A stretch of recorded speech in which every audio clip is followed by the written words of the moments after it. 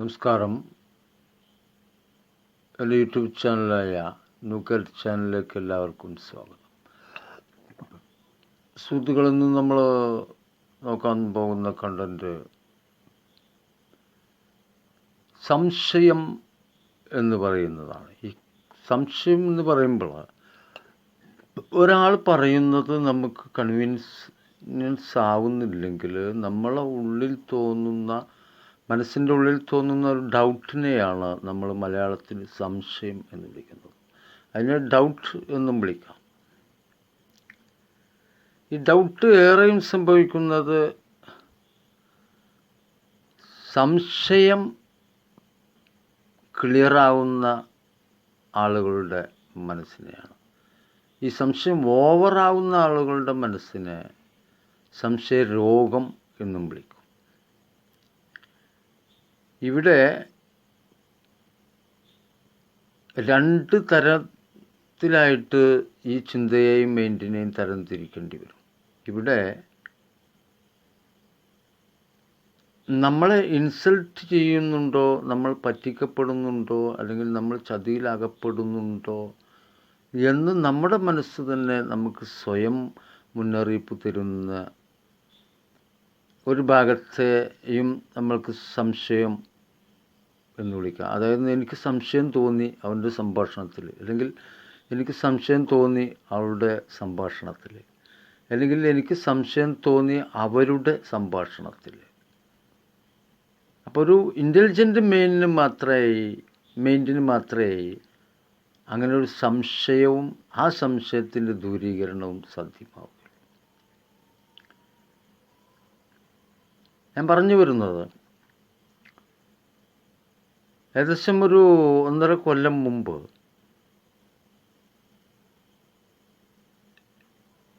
എനിക്ക് വീട് വെക്കാനായിട്ട് കുറച്ച് പൈസ കുറച്ച് ആളുകളെ ഏൽപ്പിക്കേണ്ടി വന്നു. അപ്പോൾ അതിനോടനുബന്ധിച്ചിട്ട് എൻ്റെ തൊട്ട അയൽവാസി ആയിട്ടുള്ള ഒരു പയ്യൻ തന്നെ ആ പണിക്കാരെ എനിക്ക് ഏൽപ്പിച്ച് തരുകയും ചെയ്തു. ഏൽപ്പിച്ച് തരുമ്പോൾ ആ തരുന്ന ആൾ തന്നെയാണ് അതിൻ്റെ എല്ലാ കൺട്രോളുകളും ചെയ്യുന്നത് എന്നും കൂടി പറഞ്ഞിരുന്നു. അതായത്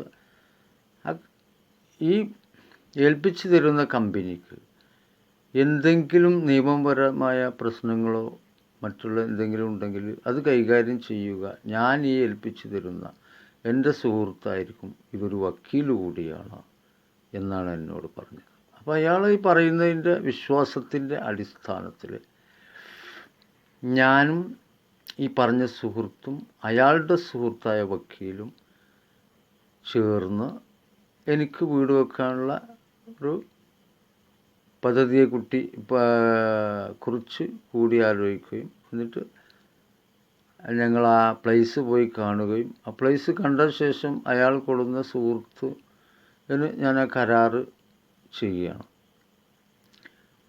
അപ്പോൾ ഇതിനു മുമ്പ് ഞാൻ ആ കരാറ് മറ്റൊരു കോൺട്രാക്റ്റുകാരനെ ഏൽപ്പിക്കാൻ നിന്നതായിരുന്നു. അപ്പോൾ ഇത് ഞാൻ ആ വിവരം ചോദിച്ചറിഞ്ഞിട്ട് അത് വേണ്ട, ആ പണി എൻ്റെ സുഹൃത്തുക്കളെ ഏൽപ്പിക്കുകയാണെങ്കിൽ നിങ്ങളത് 15 ലക്ഷത്തിനാണ് എടുക്കുന്നതെങ്കിൽ തീർച്ചയായും 18 ലക്ഷം രൂപയുടെ വീട് ഞങ്ങൾ വെച്ച് തരുന്നതാണ്. അങ്ങനെ വീട് വെക്കുമ്പോൾ ഈ ഞങ്ങളുടെ കമ്പനിക്ക് നിങ്ങൾ ഒരുപാട് പൈസ വീണ്ടും തരാൻ നിങ്ങൾക്കൊരു പ്രശ്നം വരികയാണെങ്കിൽ അത് EMI ആയിട്ട് അടക്കാവുന്നതുമാണ് എന്നൊക്കെ പറഞ്ഞിരുന്നു. അങ്ങനെയൊക്കെ പറഞ്ഞിട്ട് ഞങ്ങൾ പൈസ ഒക്കെ കൊടുത്തു. ആദ്യം തന്നെ 5 ലക്ഷം രൂപയൊക്കെ വാങ്ങി. പിന്നീട് പല തവണകളായിട്ട് ഏകദേശം ഒരു 8 ലക്ഷം ഉറുപ്പിയോളം എൻ്റെ കയ്യിൽ നിന്ന് ആദ്യം ഇയാൾ കൊണ്ടുവന്ന് വന്ന കരാർ എഴുതിയ ആൾ എൻ്റെ കയ്യിൽ നിന്ന് കൊണ്ടുപോയി എന്ന് വിചാരിക്കട്ടെ. പിന്നെ പണിയൊന്നും നിർത്തിയില്ല. പിന്നെ അവനെ കാണാനില്ല എന്നാണ് ഈ എന്നെ ഏൽപ്പിച്ച ആളുകൾ പറയുന്നത്. ഇവിടെ ഞാൻ ചിന്തിക്കേണ്ടതില്ലേ, എന്താണ് ഇങ്ങനെ കാണാതായി എന്ന് പറയാൻ കാരണം? ഇതൊരു പോസിബിളായിട്ടുള്ളൊരു വർത്തമാനമല്ലല്ലോ. ഞാൻ അവരോട് ചോദിച്ചു, അല്ല നിങ്ങൾ ഇവർ പിന്നെ എവിടെ പോയി, ആരായിരുന്നു അത്? അതൊരു കള്ളനായിരുന്നു.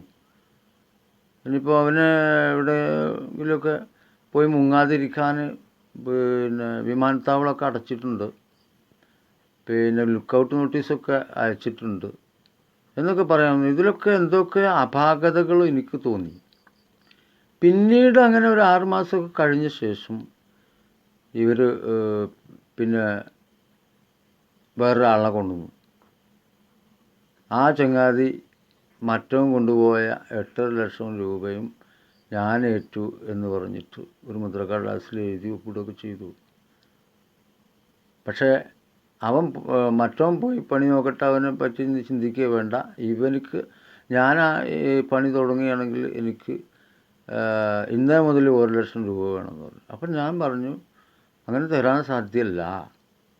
കാരണം എന്നെ ഏൽപ്പിച്ചിട്ടുള്ളതായത് നമ്മൾ ഡയറക്റ്റ് അല്ലല്ലോ വന്നുള്ളത്. അപ്പോൾ എന്നെ ആദ്യം ഏൽപ്പിച്ചതായ ആൾ ഇതിൽ ഏൽക്കുകയാണെങ്കിൽ ഉടൻ തന്നെ ഞാൻ പണം ഇങ്ങനെ തരാമെന്ന് പറഞ്ഞു.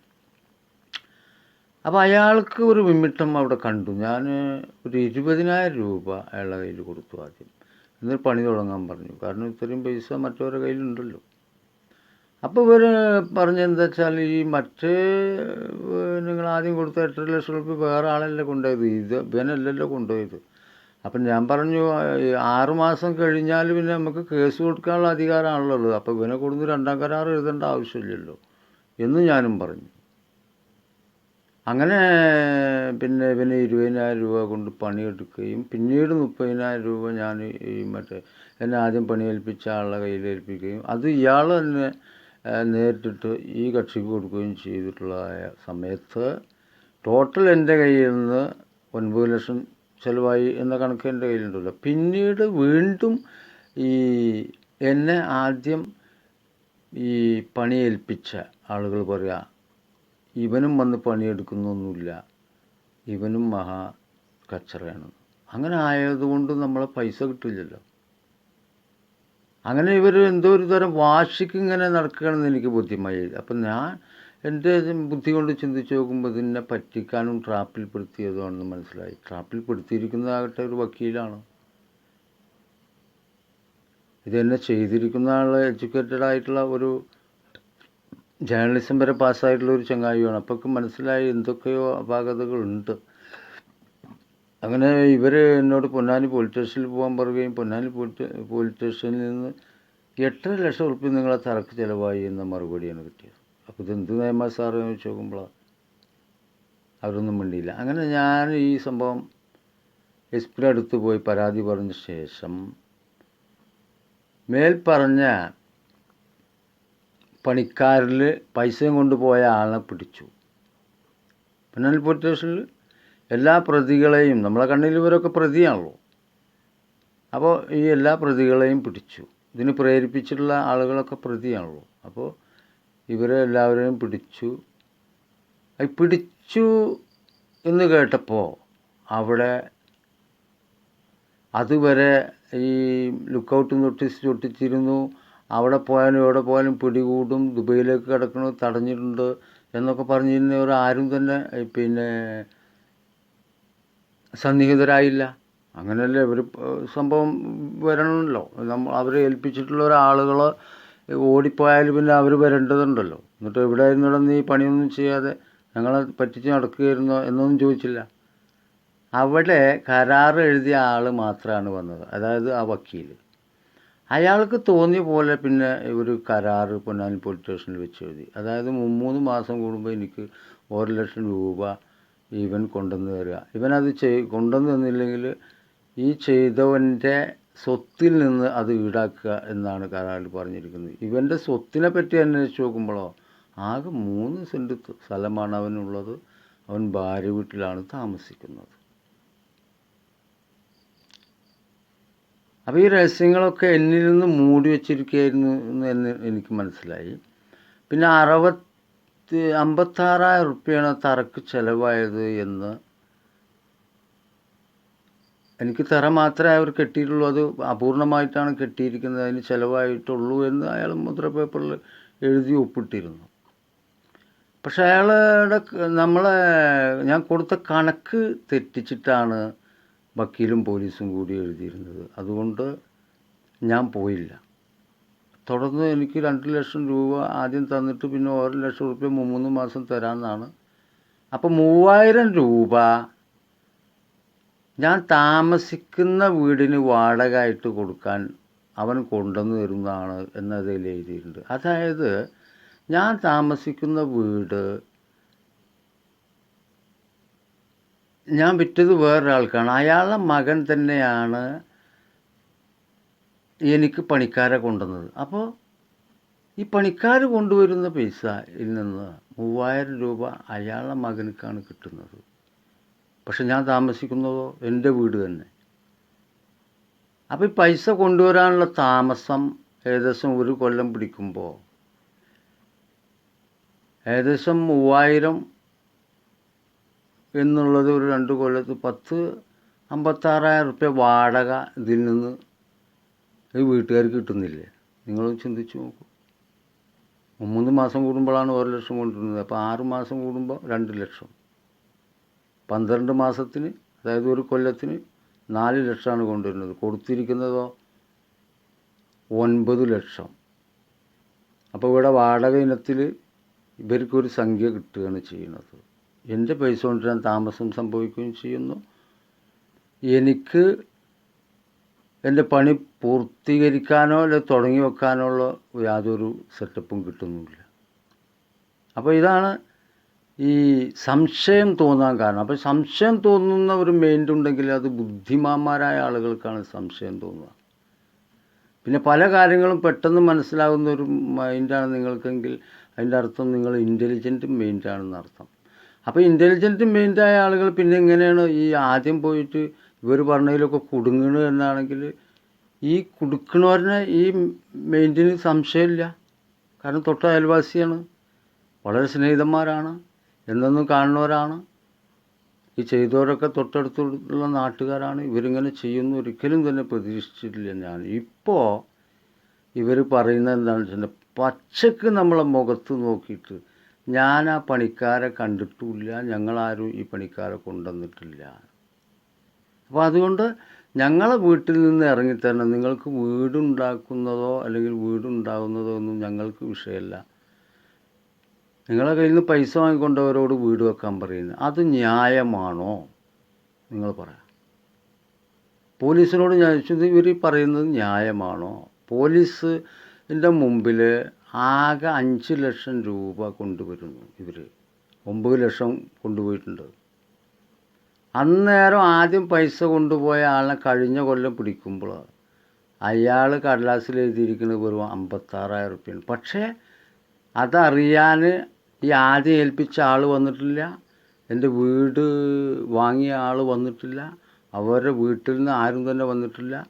ഇതിന് ഇപ്പോൾ വർത്തമാനം പറയുന്ന ആരും തന്നെ സാക്ഷിയില്ല. ഓൺലി സാക്ഷി പിന്നെ ആ കരാർ എഴുതിയ വക്കീൽ മാത്രമേ ഉള്ളൂ.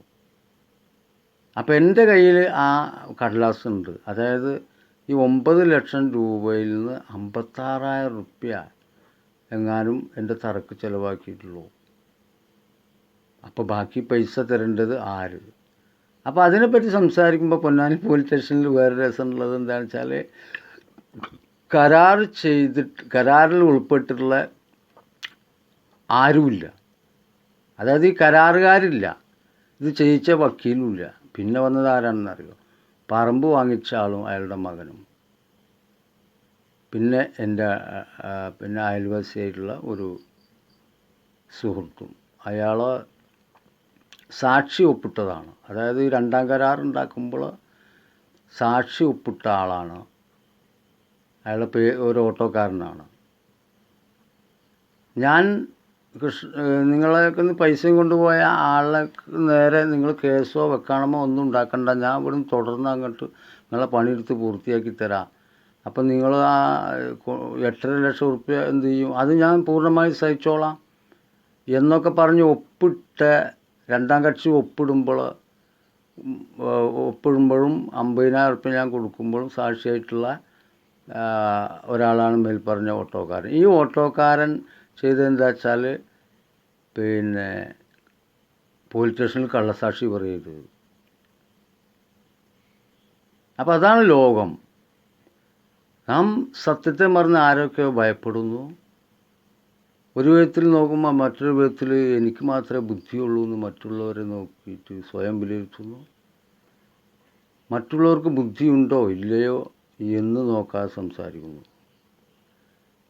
താനെന്താണോ ഈ കള്ളന് ഇത്രമാത്രം പൈസ കൊടുത്തതെന്ന് പോലീസ് ഒരു മണ്ടൻ ചോദ്യം എന്നോട് ചോദിക്കുന്നു. അപ്പം ഞാൻ പറഞ്ഞു, ഞാൻ അറിയില്ലല്ലോ ഈ കള്ളനെ, ഇത് കള്ളനാണെന്ന് എനിക്കെങ്ങനെ അറിയാനുള്ള മുഖത്ത് എഴുതി വെച്ചിട്ടുണ്ടോ എന്ന് ഞാൻ പോലീസിനോട് ചോദിച്ചു. സംഗതി ശരിയാണ്. ഈ പോലീസിനെ തിരിച്ചറിയാൻ അയാളുടെ ഷോൾഡറിലും അതുപോലെ അയാളുടെ മേലും പോക്കറ്റിലൊക്കെ പോലീസിന് എഴുതിയിട്ടുണ്ടാവും. കള്ളനെ തിരിച്ചറിയണ അതിന് ആരുടെ മുഖത്തും ഒന്നും എഴുതിയിട്ടില്ലല്ലോ. എന്നോട് എൻജിനീയറാണെന്ന് പറഞ്ഞിട്ടാണ് വന്നത്, പൈസ വാങ്ങിയത്. എൻജിനീയറാണെന്ന് പറഞ്ഞിട്ടാണ് വക്കീൽ കരാർ എഴുതിയുള്ളത്. എൻജിനീയറാണെന്ന് പറഞ്ഞിട്ടാണ് ഈ എൻ്റെ തൊട്ടടുത്തുള്ള സുഹൃത്ത് ഇയാളെ കൊണ്ടുവന്നുള്ളത്. അപ്പോൾ അവരെ വിളിച്ചിട്ടല്ലേ ചോദ്യം ചെയ്യേണ്ടത്. അതിന് പകരം പോലീസിനോട് ചോദിച്ച മണ്ടൻ ചോദ്യമാണിത്. എന്തായാലും ഈ വീഡിയോ നിങ്ങൾക്ക് ഇഷ്ടമായെന്ന് ഞാൻ വിചാരിക്കുന്നു. ഇത്തരം വീഡിയോകളിൽ ഇതുപോലുള്ള രസകരമായ വിഷയങ്ങൾ നമുക്ക് ഡിസ്കസ് ചെയ്യാം, ചർച്ച ചെയ്യാം, മനസ്സിലാക്കാം. ഇനിയും മറ്റൊരു കണ്ടൻറ്റുമായി വരുന്നതുവരെ എല്ലാവർക്കും നന്ദി, നമസ്കാരം.